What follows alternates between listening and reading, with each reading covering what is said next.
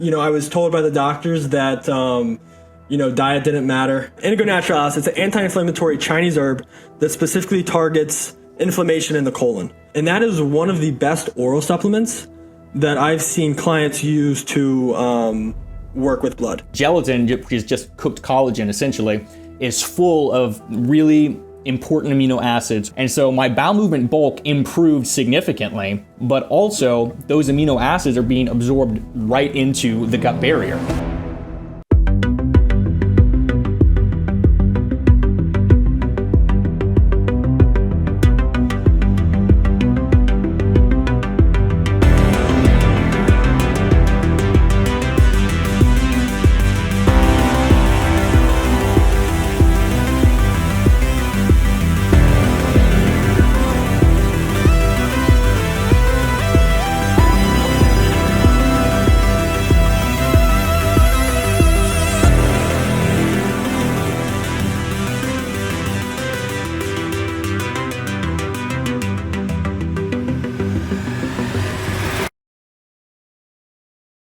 All right, so everyone's gut health puzzle is unique, and sometimes you might need help trying to figure out what the next piece of the puzzle is. So if you're stuck, you don't know what your next step should be, or you don't know what changes you might need to make, and you want my personal feedback on your unique situation, I do offer 60-minute consultations. So what this will involve is we'll sit down over Zoom, I'll ask you about your story, about your circumstances, and then we'll brainstorm some nutrition and exercise changes that you might be able to make. Of course, you'll need to clear all those changes with your doctor before you make them. After the consultation, you'll receive a detailed follow-up email with the highlights of what we talked about and links to any recommended products. In addition to consultations, we also offer the Biome Optima course and the Biome Optima cookbook.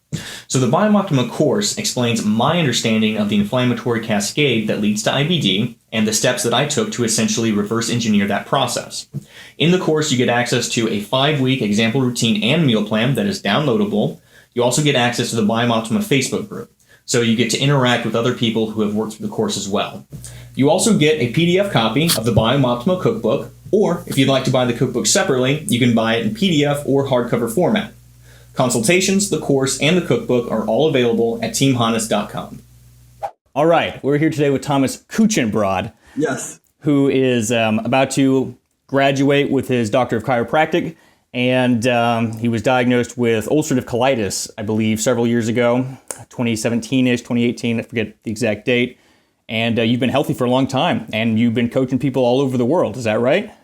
That's right, yes. Thank you for having me today. I'm really excited to share a little bit of my story, hopefully supply some value to, your listeners that are here to learn something. And I'm really excited. Absolutely. That's awesome, man. Well, let's start with, tell me about your story, man. I want to know about when you were diagnosed, kind of what was going on during that whole time, and then how you ended up getting healthy and what you've been doing. Absolutely.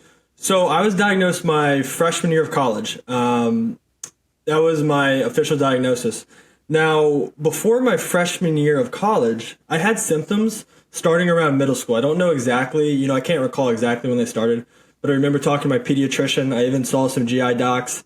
And, I was told many different things. It was lack of fiber, it was hemorrhoids, it was XYZ, but never really had a diagnosis. So then I went to college my fall semester and had a pretty good semester, but towards the end, my health was declining fast.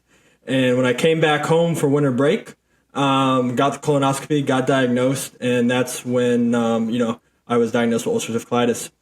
So there's a lot there, and I could talk about even that for an hour. But, after that, I was told by the doctors that, diet didn't matter. A lot of the things I talk to clients all over the world with, I'm seeing that starting to shift. And I don't know if you're seeing that too, Kenny, with some of the younger MDs, especially are being more open to diet and things like that, which is great to see. And, Yes. But, that's what I was told. And we've made a lot of progress with the understanding of IBD, but even when I was diagnosed, there was such a lack of understanding. There's still a lack today, but I feel like when I was diagnosed, there was even a bigger lack. And I know with clients that I work with that were diagnosed before me, and other people that I've talked to in the community, the lack of understanding was even less before that.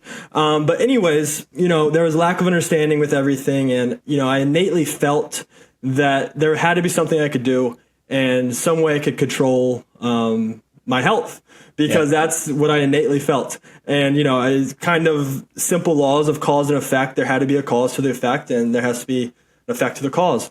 So that's really what led me down the path of alternative medicine, natural medicine. I don't like really any of those terms, but whatever you want to call it, that's really what started my journey.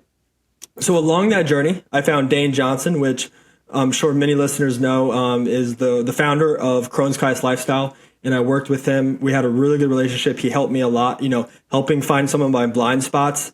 As I was going on my own, I made progress, but there were a lot of blind spots I had, and he was able to coach and help me through that.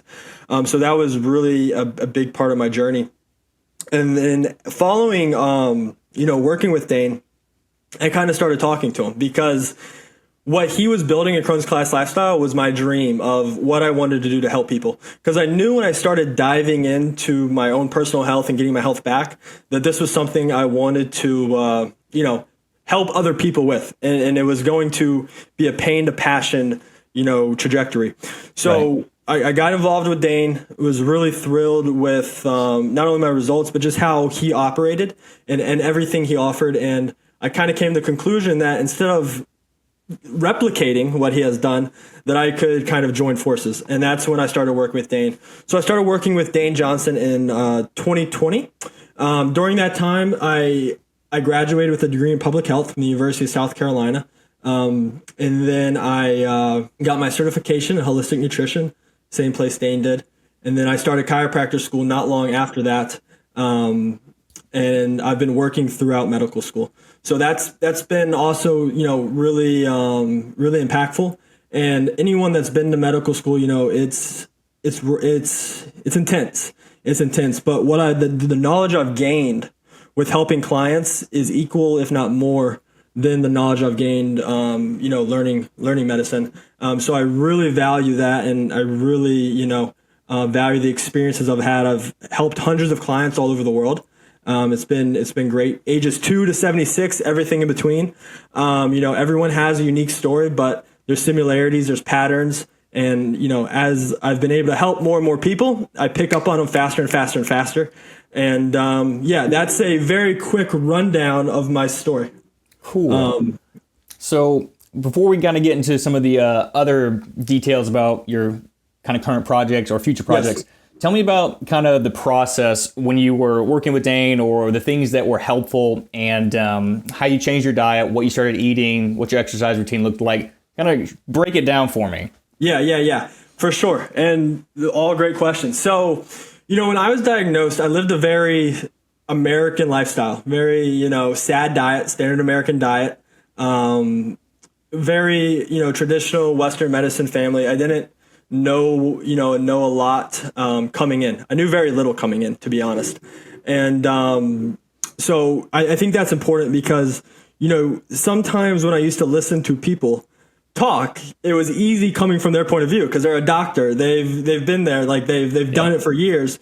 But it's important to be able to relate that, in those early stages, I was coming from not much. Same thing with you, Kenny, with your YouTube videos. It's you just went in head first, and that's basically what I did as well. So starting off, it was a lot of transitions, and probably the biggest transition, to kind of give you a example, is from the age of 0 to 20. I never ate a vegetable. Maybe French fries. I would have said French fries were a vegetable, right? That was the best. That was the best vegetable I was eating. And, after being diagnosed and everything, I was a vegan for about a couple years. I'm no longer a vegan. I eat meat about every day. And, I'm no longer a vegan. But, there was a drastic change of not only diet, but lifestyle. Also, my freshman year, I was playing baseball in college. And I later transferred after my freshman year when I wanted to start focusing on my health and things. So even in my workout routines, my lifestyle, there was a dramatic change that happened. And that was a hard transition. So, I have, that was a hard transition in many ways. And the diet is a good one, but I buckled down. I really used education as a tool because a lot of those changes would not have been possible without education. So I had to really learn what I was doing. And reading, like I never read a book, but I started reading, and now I'm a reader. Now I'm reading books, even not about health. So, the changes that happened were good long-term changes for my life too, which is important to point out. I know we're talking about my health journey, but like reading, eating healthy, all these things, it's not only impacting my health, but it was impacting other areas of my life, and it kind of snowballed from there. So when I was by myself, let's go before Dane, before I hit Dane, because that was a big chapter of the journey. So let's break it down a little bit. From diagnosis to meeting Dane, I was focused a lot on the defense, right? There was a lot of things in my life that I could eliminate, a lot of toxins, food specifically. I was learning how to manage stress. I was learning what even stress was, how to affect on the body. Learning how to recover properly, things like that. Learning some simple supplements. And then kind of when I met Dane, I started focusing on the offense. So that was probably the biggest transition from when I was by myself to when I started working with a team. Was I went from the defense and kind of transitioned to the offense. And I tell clients all the time that, healing is really a two-step process if we want to simplify it. First is stabilization, getting the body calmed down, right? Focusing on the defense. The fastest way to stabilize is to simplify. So when I work with clients, the first thing is to simplify the protocols, educate, get toxins out of their life, and calm their body down. Second is diving into root cause and correcting it, which is, a whole nother thing. And there's so many root causes. One thing I like to point out, every individual has multiple root causes. Your body can take on one root cause. It can't take on multiple in a perfect storm. So I see a lot of times, people read about a root cause and then they get hung up on a single one. And I think that's a little bit of a mistake, because maybe an individual has a root cause that is more important for them, but there's multiple going on. So it's important to make sure you're addressing all of them in some type of way. And then two, that it's a little bit more of a long-term game. And that's why you have to stabilize first, is because once you focus on the defense, once you get stabilized, then you can focus on the offense and start picking those apart. So that was kind of, that's a simple way of how I went about it, was stabilizing and then going in the offense and focusing on root cause. Yeah, that's a really cool way to say it. Absolutely. I like that a lot. You definitely want to stabilize, and then I was talking to Dane about this as well a couple weeks ago, but when you get onto the offensive side and you're no longer focusing on defense, it changes the whole game. Your confidence improves. You're no longer freaking out over every little thing you've eaten. Oh no, was it the squash I ate 3 days ago giving me bowel movements, et cetera, et cetera. So that's really cool. I like the way that you phrase that. So on a daily basis now, I remember because when I was really sick, something I really, really wanted, the whole reason that I started doing YouTube and making videos is because I was like, man, I wish there was somebody that was had gone through it, had gotten healthy, and had left a blueprint for us, right? Yeah. And so, because obviously it was like I didn't know what levels of health were possible to be achieved and how much improvement I could make, and so just to give people an idea of what it could look like, run me through like a typical day that you have, what your how many bowel movements you got, how many what your meals look like, the composition of the meals, probiotics, yes or no, supplements. I want to give me a full daily routine. Yeah, for sure. I think that'll be good. And before I even go there, I think it's important to do that for multiple people, which this podcast is good for, right? Yeah. Because I'm going to be a little different than you. I'm going to be a little different than Dane. I'm going to be a little different than Ginny Patel. I'm going to be a little different than, Chris Zano. I'm going to be a little bit different than whoever else. So it is important to take aspects of people and make them personalized to you. So, I think that's really important for viewers to understand, is not getting too caught up in being a follower and being more of a learner. So and I know that, but I that's something that I didn't really grasp when I was early on. And I think that there's still a misconnect with that in the public, because autoimmune, quote unquote, is it also is almost a synonym for unknown. And that's so true. Oh, that's true. That makes me so upset. I hate that word. Yeah. It's basically unknown, and different root causes can manifest into the same thing, and the same root causes can manifest into different things depending on what people are prone to, things like that. So that's just food for thought. But Yeah, my day. I'm at the place too where I'm a lot loose. I'm very loose. I kind of go with my gut instinct. I don't follow a strict regimen. There were times where I had a journal and every day I was tracking every little thing. I'm no longer there. What I have is basically a tool belt of tools, and I incorporate tools that I feel is necessary. So like even looking micro at this week, my Monday and Thursday were completely different. My Tuesday was different than my Wednesday, vice versa. So I also right now, I don't want to overwhelm people because there's a lot I do, but I kind of do it sporadically depending on what I need. So, like there will be times where I'm on curcumin for a couple weeks, and that's something I really like is C3 curcumin. It's a gel, really easily absorbed. A lot of time curcumin, turmeric's not easily absorbed.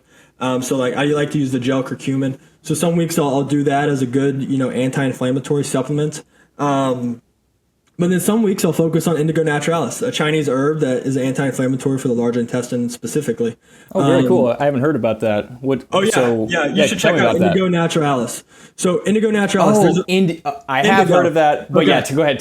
Go ahead. Tell people what it is. Okay, yeah. Indigo Naturalis. It's a Chinese herb. And I'll tell you how we found out about it exactly. It's kind of a funny, not funny, but it's kind of a cool story. Yeah. So one of the privileges of working with only IBD clients is the mass amount of not only information I receive from clients, because you have hundreds of people who are researching on their own, bringing things to me, asking me questions. But then two is being able to see it not only work on one person, but multiple. Yeah. And we had a couple clients around the same time. I had a couple clients who were mentioning Indigo Naturalis. And if you go to Amazon and you type in Indigo Naturalis, you'll see that there's like a white and blue bottle. And the reviews are just crazy. It's a whole bunch of people, ulcerative colitis, IBD, saying, this eliminated my blood. I've been good for months. I've been good for years. And it was like almost too good to be true. And at first, we really didn't incorporate it because we had a lot of, other things that were working. And the reviews, only go so far when you're not talking to people. But then we started having clients come in that were taking it so we could get a read on it. And then our team started taking it. And then eventually we started recommending it. Once we were confident, we could look at the research, things like that. So, one of the unique things about working with a lot of clients is you get to, I don't want to use the word, you get to see it from multiple different perspectives, multiple different bodies, and you continue to build off of that. That's why like my coaching, it's always evolving because I'm always learning. So it's just getting better and better and better. But going back, Indigo Naturalis, it's an anti-inflammatory Chinese herb that specifically targets inflammation in the colon. And one way it does that is it's undigestible, so it gets it all the way to the colon. Some clients will even,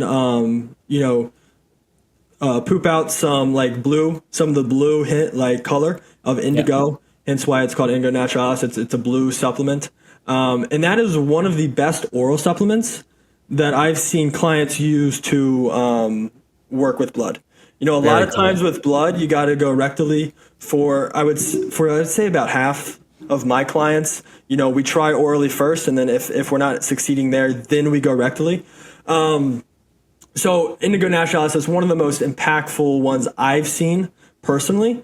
And because, blood is usually coming from the colon with my clients, and it can target that specifically. So Indigo Naturalis is one I mix in, and it's an easy one to throw in smoothies too, because it's just like a powder. Cool. I can also take it straight. I've done that in the past. So, I like to have a anti-inflammatory, maybe not every single day, but pretty like a multivitamin anti-inflammatory, right? Yeah. Another good one, of course, is omega veil, or just any type of fish oil. Any good omega-3 is important. I think that I'll try to keep in, especially if I'm having omega-3 is something I try to also keep in. I also like to target the microbiome, of course. My favorite is butyrate. Butyrate is, I think, the best in my opinion as a prebiotic. So I focus on butyrate. Also like sourdough starter. that my wife makes. That's kind of her jam. I don't know much about it, so I won't talk much about it. But it brings in the microbes from the kitchen, and is a good source of probiotic. Butyrate's a short chain fatty acid, correct? Like that's normally it's the byproduct of. So it's actually the metabolite of prebiotics being fermented by probiotics, which is really cool, and it's super anti-inflammatory and a really cool source of cellular energy for colonocytes, which is pretty dope. Sorry, but anyways, okay. Yeah, cool. I love it. Yeah, keep nerding out, but it's just, and it's one of the most studied. It's one of the most studied supplements for ulcerative colitis, which is cool. I don't weigh too heavy on the studies. Just that's a whole different topic. But there is a little bit of goodness there. Now that being said, going back to butyrate, the microbiome, real quick. Butyrate is something you can do orally.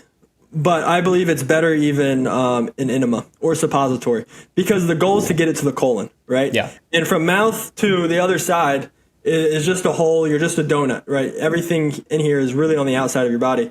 So it's like having a cold sore in your mouth.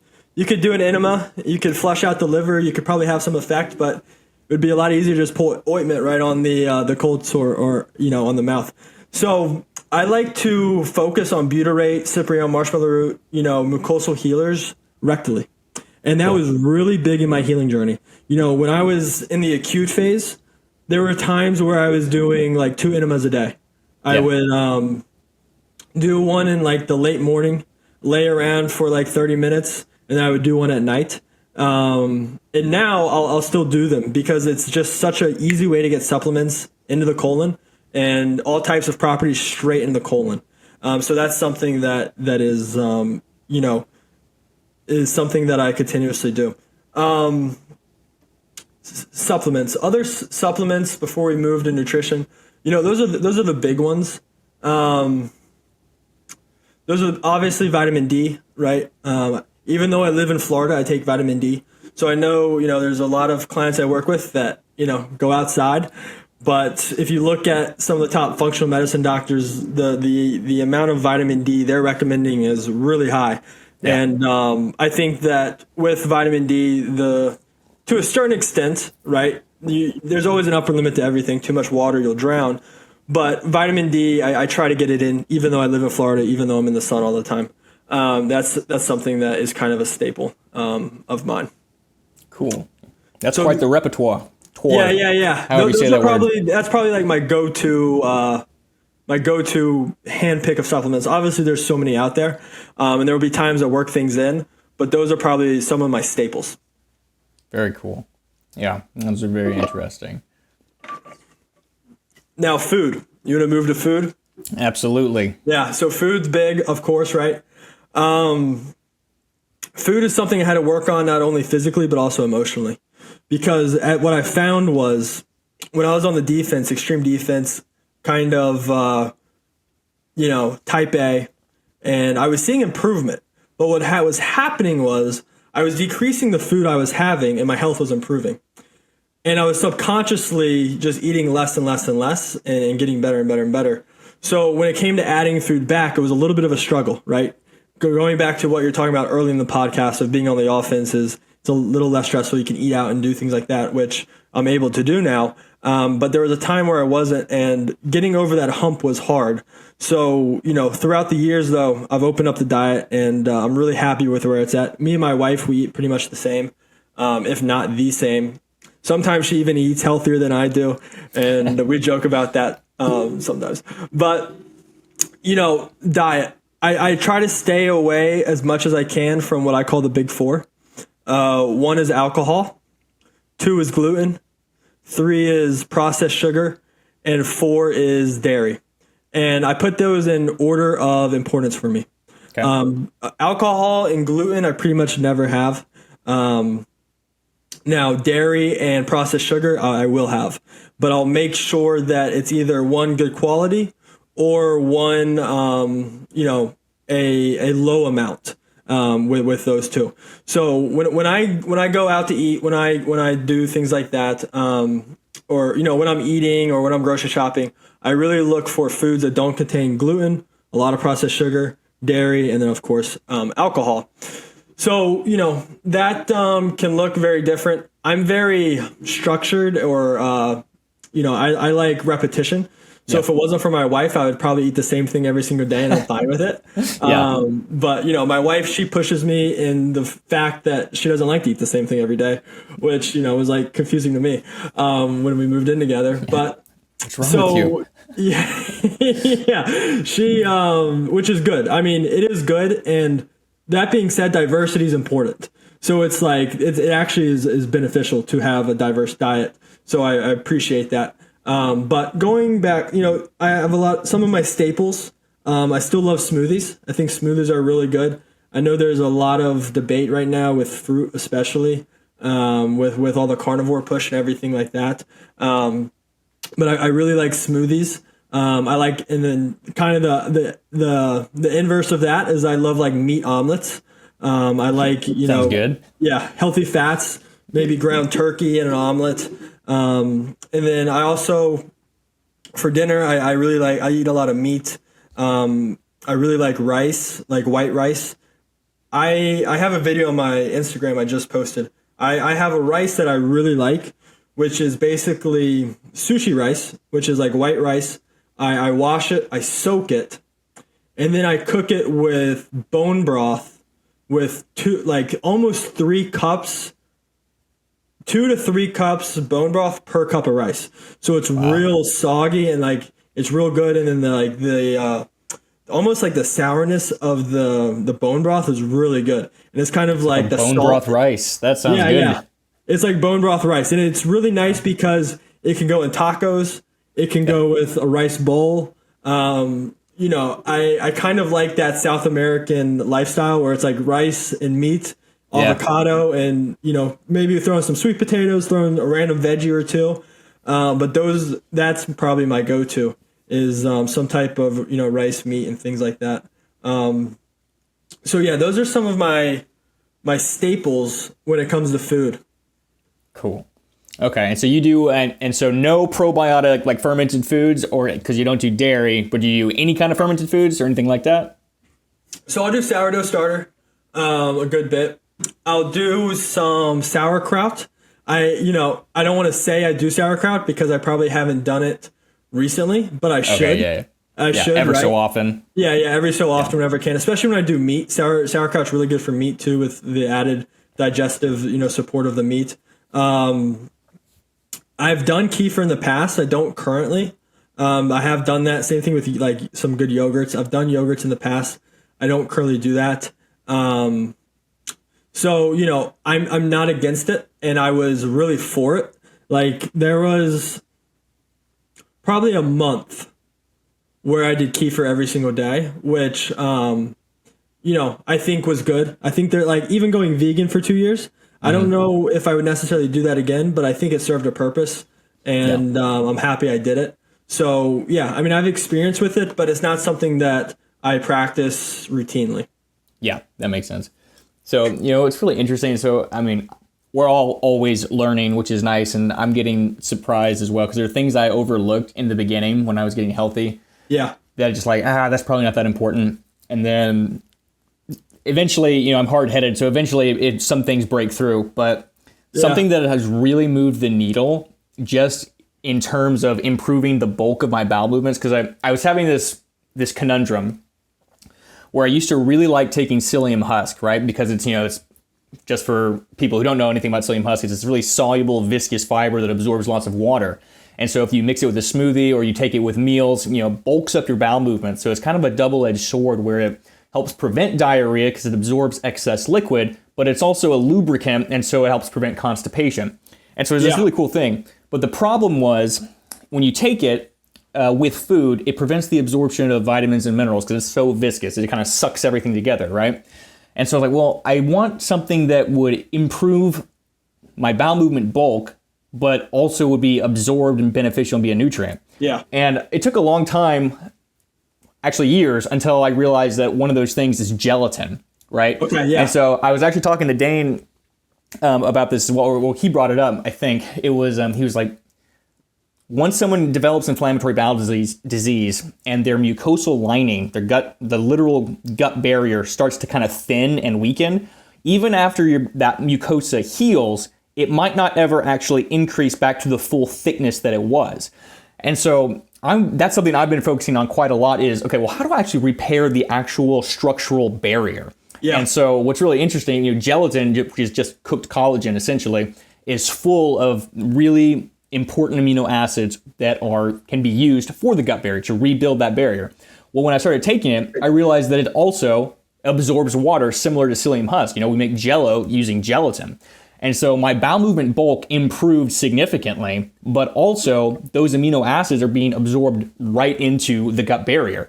And so the kind of new stack that I've been really enjoying is Lactobacillus reuteri yogurt, which is a very impressive probiotic strain of bacteria that I just absolutely love. And gelatin, so I'm forgetting the actual dosage. It's either 20 or 40 grams of gelatin a day, and then 10 or 20 grams of glutamine. I forget what the gram is. I'll put that in the description once I go check it. But I'm taking glutamine, gelatin, L-reuteri yogurt, and vitamin C. So vitamin C plus the amino acids, again, those are all really helpful for essentially rebuilding collagen, right? Yeah. So or inducing collagen synthesis, improving the structural integrity of the gut barrier. Glutamine is also really important for it's a source of cellular energy for colonocytes as well. So I'm kind of taking that two-step approach of trying to improve the gut microbiome and the structural integrity of the gut barrier, because they literally interface. Like the microbiome is almost like the software, and then the structural barrier is like the hardware. And so I'm kind of taking that two-step approach, and it's been really awesome recently. So anyways, that's just a little tidbit, but that's very cool. Yeah. Okay, well, cool. So that's a good point, though, because I think so many people focus on the intestinal cells, right, the endothelial layer, but there's multiple layers there. So yeah, that's extremely important. Very cool. So give me an example, like what's your favorite meal? I mean, you talked about the bone broth rice, but what's like a solid staple meal, either when you were healing or maybe just now that is a really good gut-friendly meal? Yeah, I was just talking to someone. Who was it? It doesn't matter. It was literally 2 days ago or yesterday. When I started medical school, I was living without my wife. Well, she was my girlfriend at the time. She was finishing nursing school. I was up in Chicago. So I was very structure oriented. And I also didn't know what I was getting into when I was getting into school. And I was working at the same time with clients. Yeah. So I was like, it was very intense. It was really intense for the first 6 months. And then of course you build patterns, you get used to it. But that was a time where I was very structured in what I did. And so to give you an example, I would do a couple smoothies a day. and then I would do a whole food meal at night. And my whole food meal was grass-fed patties with sweet potatoes. I would use a different type of condiment. I think condiments are kind of slept on because most of them are pretty, like, obviously get a healthy one, right? Organic, low sugar, things like that, but some type of condiment and maybe some squash or carrots. And that was kind of a daily routine. Of course, I'd mix in some snacks like applesauce, things like that. So, that was my go-to for a long time, was ground beef with like some easy digestible and absorbable vegetables. And then also smoothies during the day. Now, as I transitioned out of that, rice became a big part. I don't like to do rice and beef together for whatever reason. I like to do rice with either chicken or turkey. A lot of avocado. I eat a lot of avocado. I try to eat a lot of healthy fats. And I know I'm eating like smoothies and fruit and other things, but I really try to focus on healthy fats. And, diet is big for me because I've done so much research on it. And it fires me up about like special diets because there's all these great diets. And what I think's happened is a diet works good for someone. And then two things happen. One is they have to make strict rules around it to be able to communicate it to the public, right? Because who's to say that you can be vegan, but a little bit of grass-fed beef would not improve your health. So why would you not do that, but stay mostly vegan if that's what you want to do? And to me, that's a little bit of a disservice. Same thing with carnivore. Maybe a little bit fiber, like just a little bit, good healthy fiber. Would that improve your health? Maybe. And there's not many studies that do that. The studies are either 100% carnivore or 100% vegan. There's very little of like percentages. So one thing I like to do is take good aspects of all the diets and make it specific for me. So like healthy fats, good fiber, good nutrients from vegetables, things like that. The big thing I focus on though, still to today, digestion and absorption. Digestion and absorption. When I was told that diet didn't have an impact, I was confused on why, and I've came up with the two answers of why it is important. One is we can talk, we can have another hour talk about root cause and the manifestation of inflammation in the digestive tract and what causes that. But let's start with the actual inflammation is happening in the digestive tract. And what you put in your mouth goes through the digestive tract. So you can argue that glass would have a bigger impact on your intestinal tract going through than water. So especially when I start with clients early off, and I was early off, my big thing was focused on digestion and absorption with the main goal to take stress off of my body and not add stress, like physically, right, within my gut. So and that's why I think some clients come in and they're confused why they're doing better with a cheeseburger than a salad, is because a salad is just, their gut's not ready yet. Their gut's not ready.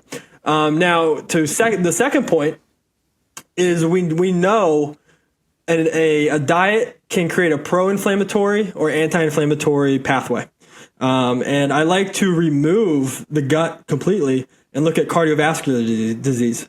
Cardiovascular disease, it's the number one cause of death in the United States. And we know that, depending on the fats you're eating, the amount of sugar you're eating, I should have said sugar first instead of fats. That's also another trigger point. But, we know that the diet has a direct impact on the cardiovascular system. So we know now diet has an impact on all the systems. So long term, I still focus on digestion and absorption to not add stress to my body. But I also at the same time focus on anti-inflammatory foods to make sure that I have the biochemical pathways to support anti-inflammatory rather than pro-inflammatory. Yeah. So yeah, that was kind of a long answer, and I kind of rambled, but hopefully that was good. It's more of a philosophy of how I eat rather than like specific strict things. Yeah, so as I've progressed, that's exactly what it kind of evolved into for me as well, more of a philosophy. And but initially, they're very rigid and very rule based and rule followed, and it helped just giving me some structure. But question I've got is, so when you're working with clients, what is, before we get into kind of your future projects, which I definitely want to talk about, but what is the number one pitfall that you normally see with your clients? Like, where do they get stuck or plateau? Yeah, it depends. It depends on their age and their culture, which kind of go hand in hand, because there's so many different things. Like, a college kid or young adult, versus a 60-year-old male who's been eating the same way. It's different challenges. So that's really important. But I would say is accepting a healthy diet, just in general, accepting a healthy diet. Because here's the truth. Here's the truth is a lot of people choose to live healthy, right? And like for my future kids, a healthy lifestyle is going to be normal to them. And when they go to college, they're going to be eating healthy because that's what they know, and that's what makes them feel good. Now, for me, I had to make an extreme transition, and I say that I love my parents. My parents are awesome. They just didn't know better, and it's not their fault by any means. So I don't want to make that. I don't want anyone to make that assumption that there's anything there. But it's just like the way you grow up is what's your normal. And unfortunately, in our society, in our world, normal is not a healthy lifestyle in Western civilization. So the hardest thing is overcoming that. And going back, there's a percentage of people that choose that lifestyle, and those people are happy. they're happy about it. Like the people that grow up, which I imagine my kids will be happy because it'll be their normal. Now, what doesn't make people happy is forcing a change upon them. So a lot of clients feel like they have to do this. They have to make the diet changes, which in the acute phase, I wouldn't say you have to, but it's obvious that it will help when you make changes and you see progress. So you then you have that internal battle of what you actually want and what you kind of need at the time. So if the biggest struggle I have with clients around eating is kind of the emotional hurdle of choosing a lifestyle that you want rather than one you're forced to live. Because if you can make the choice, then it'll be a lot easier. Because unfortunately, if I was coaching on emphysema, it would be a lot easier to tell someone to stop smoking. Because socially now, smoking isn't as popular as it was 50 years ago. But 50 years ago, you would have told someone to stop smoking. They would have thought, that's not possible. And diet is kind of in the same area right now where it's like, it's so socially normal to have a pro-inflammatory, sad diet. And if you can kind of see that, step back, pause, see that, and then choose a better way to live, then it makes the lifestyle not only attainable, but you can thrive because you can see the benefits beyond just health. So I would say that's the biggest challenge I see with clients is, regardless where they are in their life, is figuring out a lifestyle that they align with. Yeah, that makes sense. I remember I was, I probably said this so many times in the last couple episodes, but I was so bitter and angry when people would try to tell me that I needed to, do this diet or change this about everything, because I just hated the idea of not being able to do whatever I wanted, Yeah. And, so yeah, it took lots of pain and continuous struggle before I was like, you know what, maybe I should just change my diet, and that worked. I used to, tease my cousin, my brother, and stuff anytime they wanted to order something new at a restaurant, because I was a lot like you growing up with I ate the same thing at every restaurant, never did anything else, and anytime anyone even mentioned something about, oh, that's not good for you, or that's not nutritious, or your nutrition is important, I was get away from me. I'm going to do what I want. I'm fine. And that was a mistake. So, I remember, this is a funny story. I remember in high school, one of my buddies, we were like in cafeteria and we used to drink those like chocolate milks in the, in the cardboard.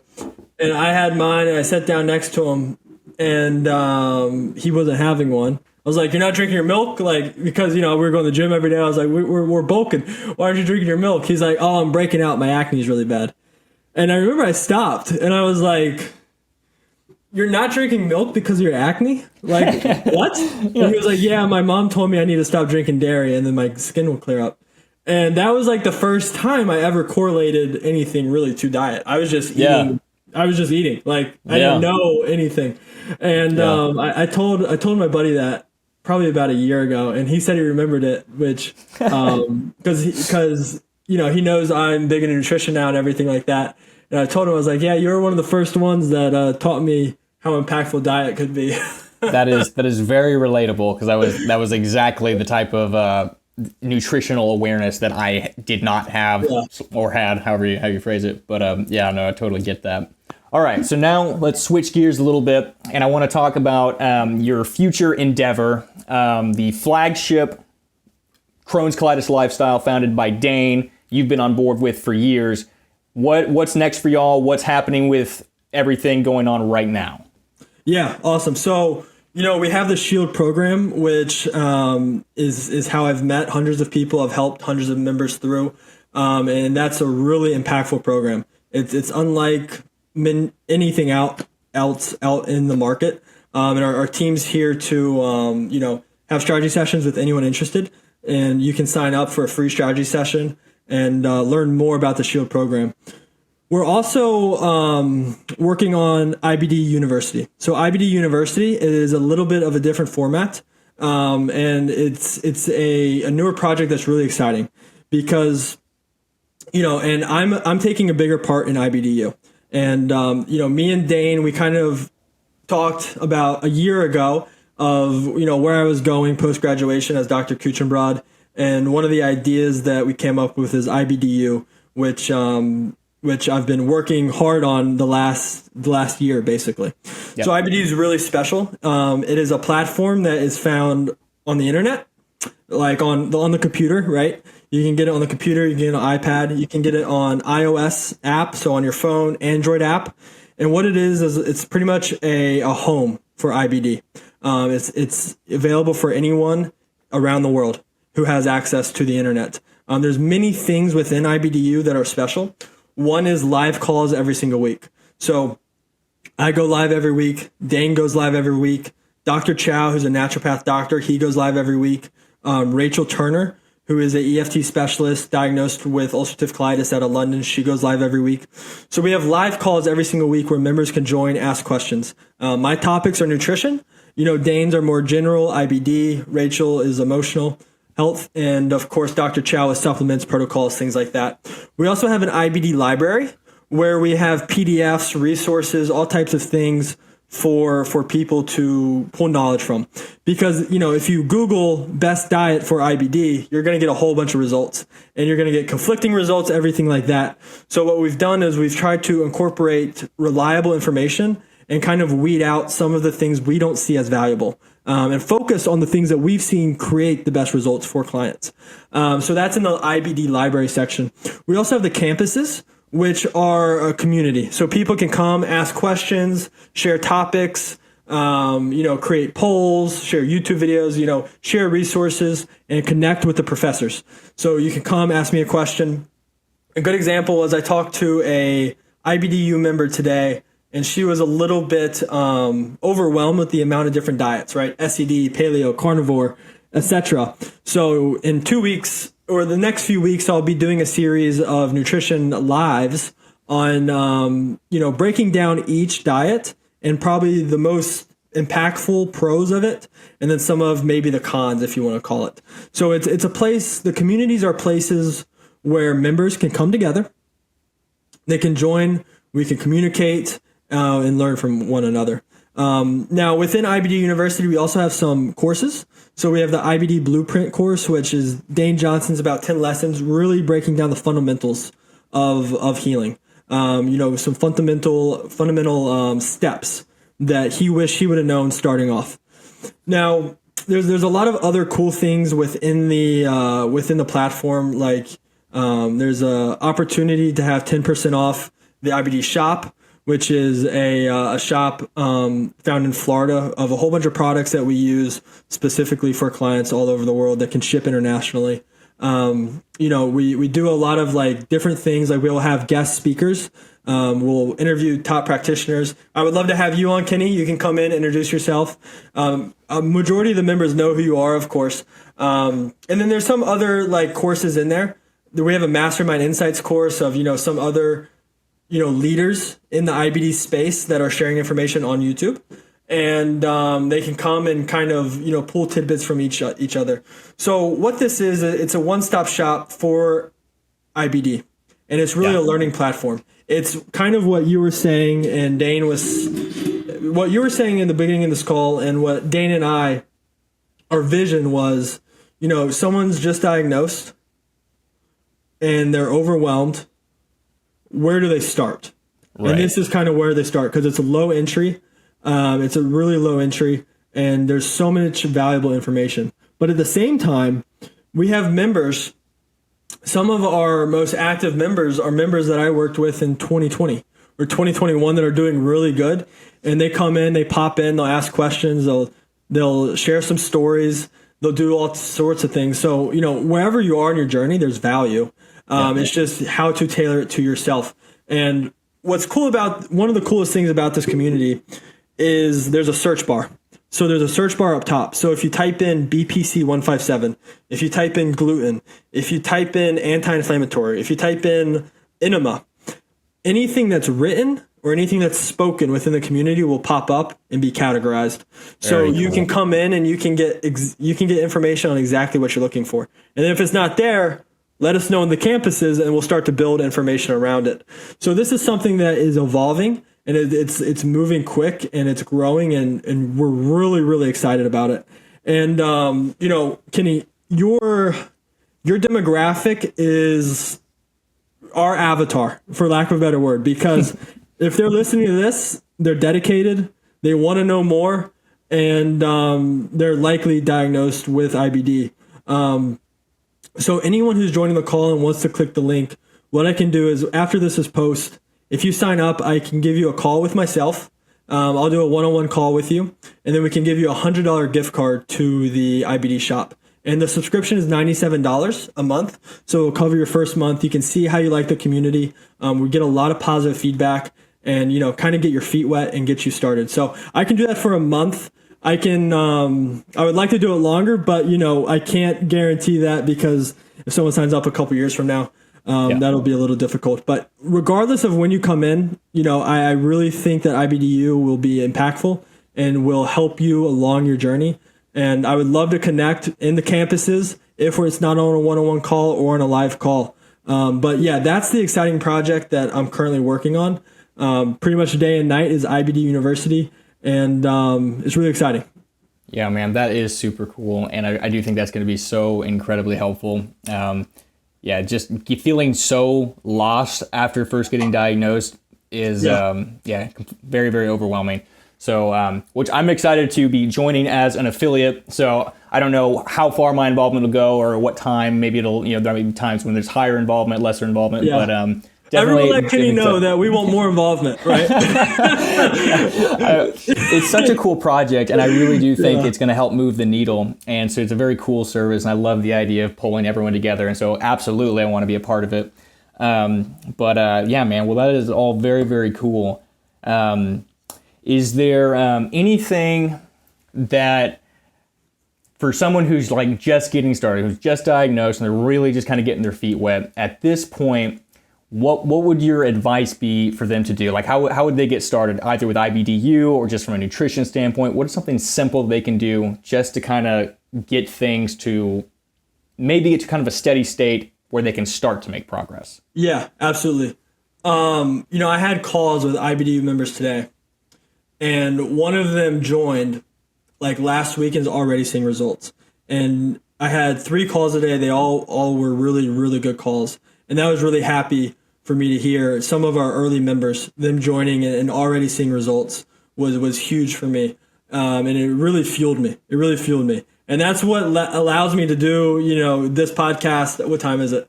Like 5:00 on a Friday without even thinking, because, it's really such a passion.